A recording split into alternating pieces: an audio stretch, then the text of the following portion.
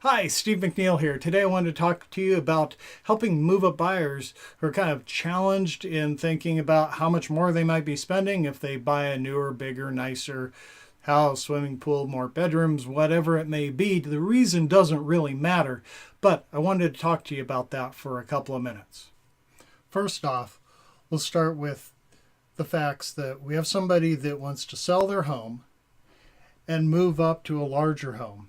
And for our purposes today, we're going to use an example of $600,000.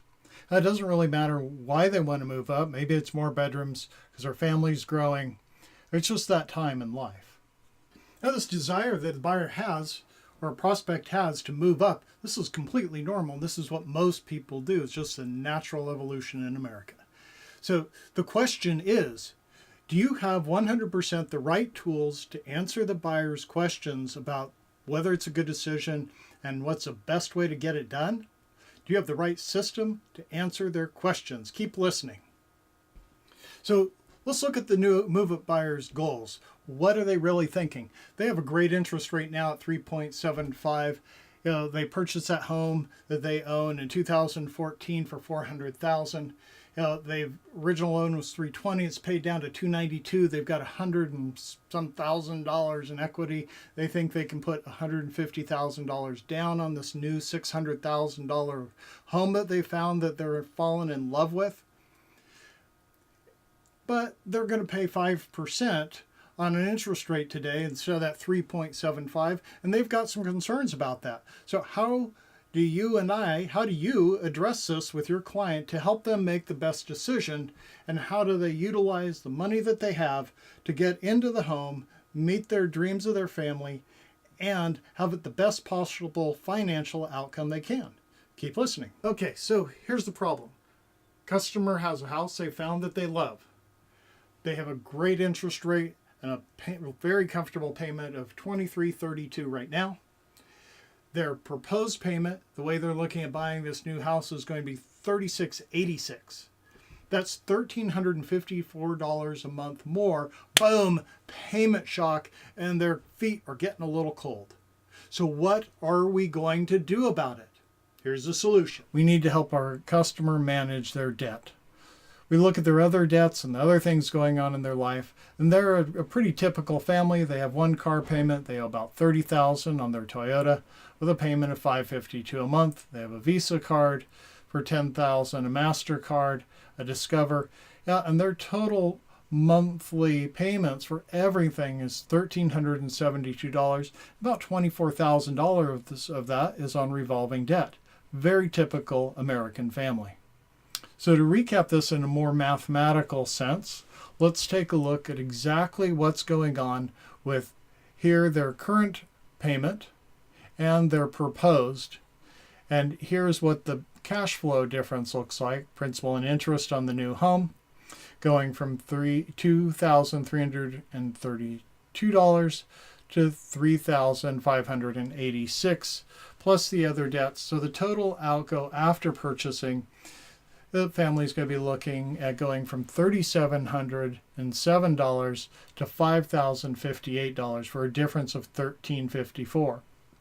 Well, they're putting a pretty large down payment here. They're going to a 75% loan to value, but they're spending 39% of their income on their total debts. So let's take a look and see what happens if we take first this Toyota payment and eliminate that by paying it off with some of the proceeds from the sale of their current home. And then we'll pay off the Visa, the MasterCard, and the Discover. And that gets us down to a cash flow difference between their current situation and being in the home that they want to be in of only $369. That's a much more tolerable amount because it's about a quarter of what they were looking at paying originally when they looked at moving up to the $600,000 home. So as we look at the scenario, even though we've reduced the increased cash flow down to only $369, the client must be thinking, hey, I'm moving some of this short-term debt like credit card and my car loan over to my long-term debt, and now I'm going to pay interest on it for longer. And is this a wise idea? Yeah, it gets me what I want, but is this a good choice for my family? So let's take a little closer look at this. We can see here that their total cash flow savings is $985 a month. Well, here's how, on the next slide, we can see what they can do with that to help it make sense so that they can be ahead financially, end up in a better place, and live the life that they want to live. Savings through debt consolidation, $985 a month. So if we take that whole $985 a month and we put that towards the principal of the mortgage each month, that's going to reduce their mortgage payments from 360 payments to 157 months of payments. Or, in other words, it's going to reduce their loan term from 30 years to 16 years and 11 months. So let's think about this for a moment. If they just take that $985 a month and pay it towards principal, it reduces their loan term by 16 years and 11 months, or to 16 years and 11 months.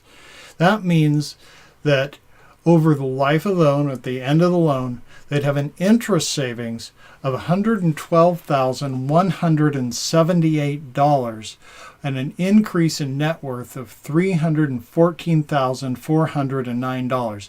Now, what would that do for you and your family, or for your client and their family, to have that much increase in their net worth just 16 years from now? Now, that's what I'm talking about. When we can help our clients win to get into the financial situation that they want and get the home that they want and have a better situation when they retire.